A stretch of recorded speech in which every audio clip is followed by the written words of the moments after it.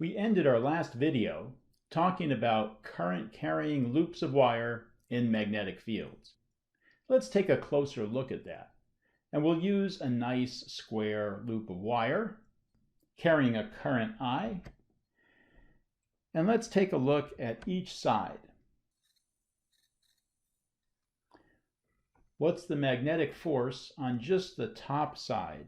Just this section of our current carrying loop. It's equal to 0 because the direction of the current is in the same direction as the magnetic field.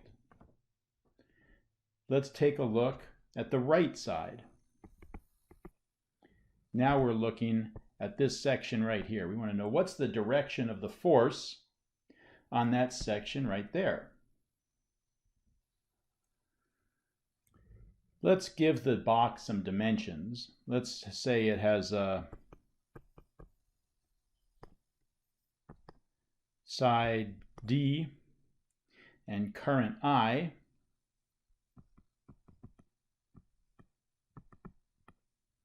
So the force is going to be equal to I times D times B, and the direction will be out of the page. The bottom section is also 0 because the vector cross product gives us 0. The current is in line with the magnetic field. They're in opposite directions, but they're in the same orientation. And the last side of our box, the left side, has a magnetic force acting on it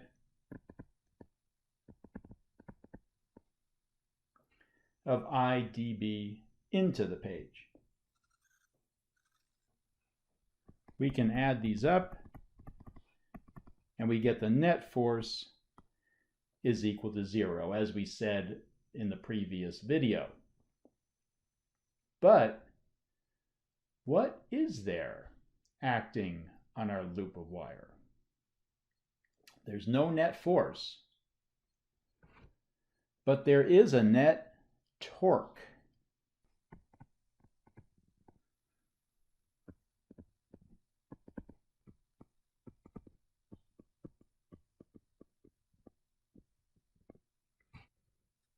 If we take a closer look, we've got a force coming out of the page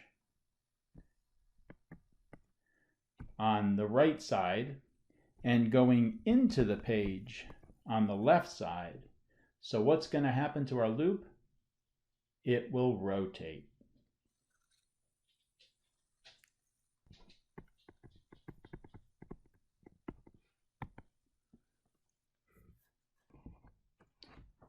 Let's take a look at this one more time, but in a little more detail, because we want to be able to calculate the torque on this loop of wire.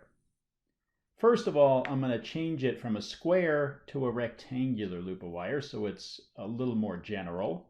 I'll call the width W and the length L, as you can see in my side view drawing.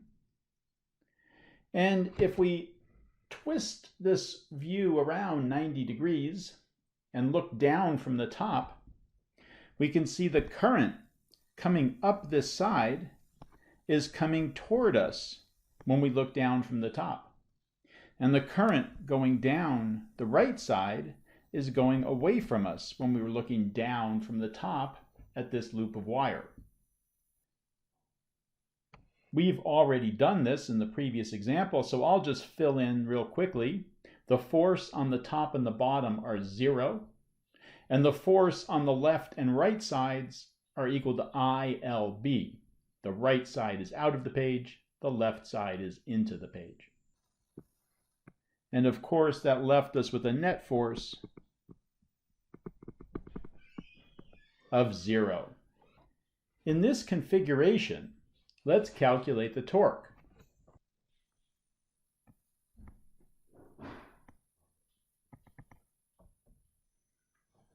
This turns out to be the maximum torque on our loop of wire. We'll talk more about that later. The left side has a torque that's into the page, or from our top view, it would be towards the top of the page. The right side has a force out of the page when we look at it from the side view. But if we're looking from the top view, the force is towards the bottom of the page.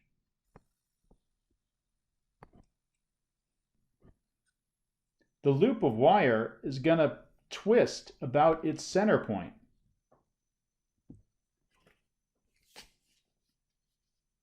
Like this.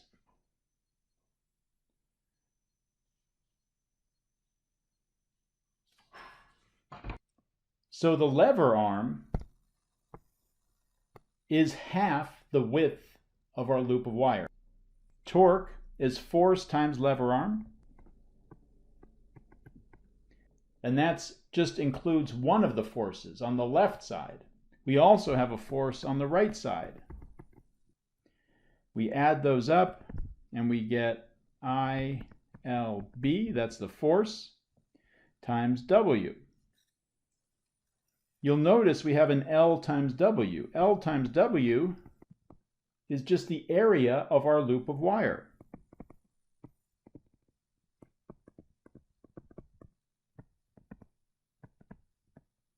The current times the area of the loop of wire times the magnetic field strength.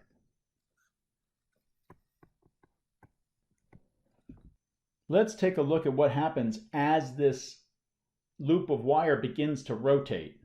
We start out in this orientation and we turn a current on. Those magnetic forces act on this current carrying wire and cause it to twist or rotate. So an instant later, we have this situation. Our loop of wire has moved, has rotated a little bit. What's the direction of the force on the left side? It's still into the page. Or if we're looking at the top view, towards the top of the page. On the right side, it's still out of the page, or from the top, it looks like it's pointing toward the bottom of the page. Our torque now is a little bit less because the lever arm is a little bit shorter.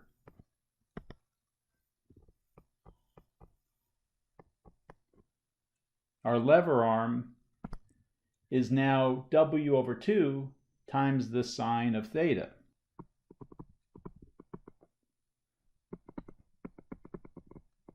What's theta? Well, it's the angle we get from the normal to this loop and our magnetic field.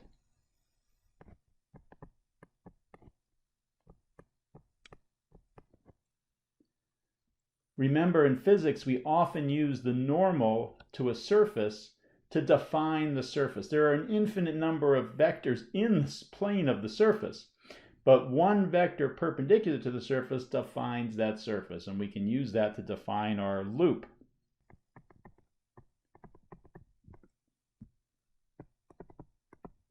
We know torque is a vector quantity and it should have a direction associated with it. We can get that direction if we use a cross product.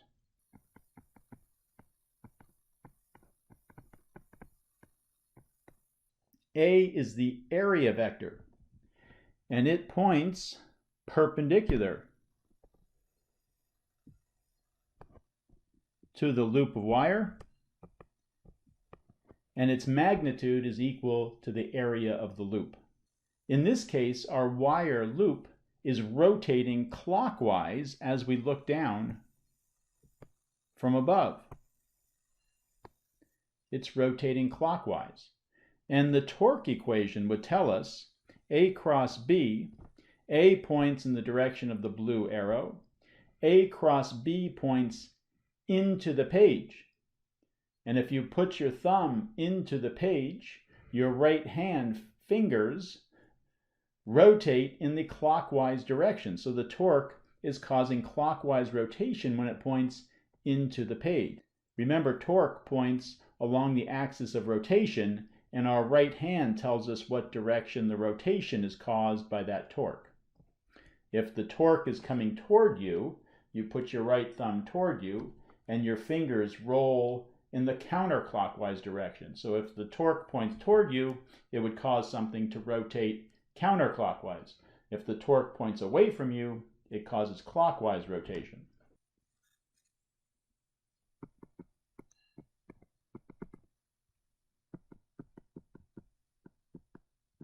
At this point, we'll define mu, the magnetic dipole moment.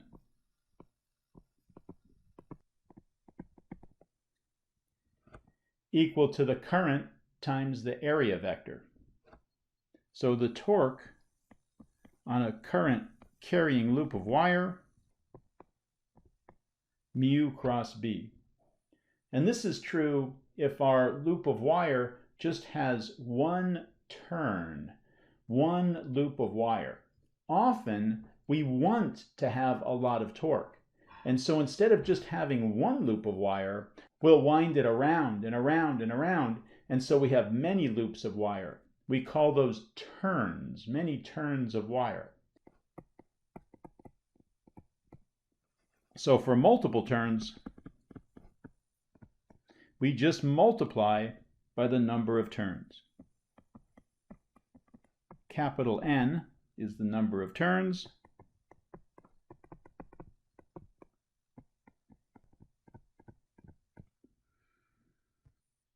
An instant later, our loop is continuing to turn because there's a torque causing it to turn. And at some point, it's rotated by 90 degrees. What direction is the force on the upper side of our loop when we look down from the top? Towards the top of the page still. And on the bottom side, towards the bottom of the page. So what's the torque acting on our loop of wire now?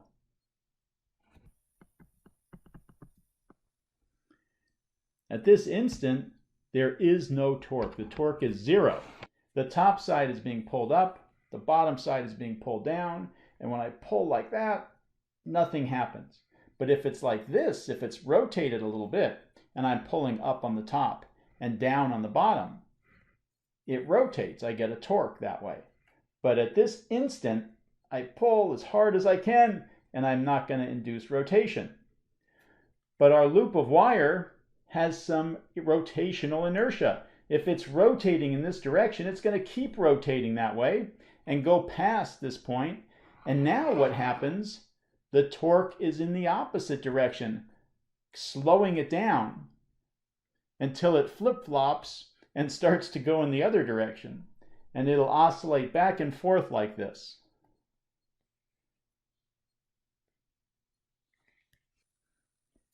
I want to mention that we have a right-hand rule for determining the direction of the area vector. You might be wondering, we have picked a vector that points perpendicular to the plane defined by that loop of wire. But we could have picked two directions, right? Pointing up this way or pointing the other way. And the torque would flip, give us a different answer. So how do we know what direction the area vector points? Our right-hand rule, this is the second right-hand rule we're learning. The first one was the vector cross product. That's the one we use most of the time. Most of these equations have cross products in them, and we use our right hand to determine the direction of the cross product. But in this case, we run our fingers around the perimeter of the loop of wire in the direction of the current. So if I have a loop of wire here with a current that flows in this direction, I wrap the fingers on my right hand. We have no left hand rules in physics, only right hand rules. The fingers on my right hand around in the direction of the current, and my thumb points out of the page toward me. So A, for this example, is out of the page. If I rotate it and point my current in the other direction, I wrap the fingers on my right hand around it in the clockwise direction, My thumb has to point into the page for me to do that.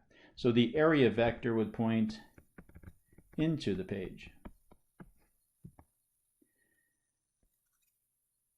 And you can see from this situation, if I wrap my fingers around my rectangular coil of wire, my thumb points in the direction of the area vector.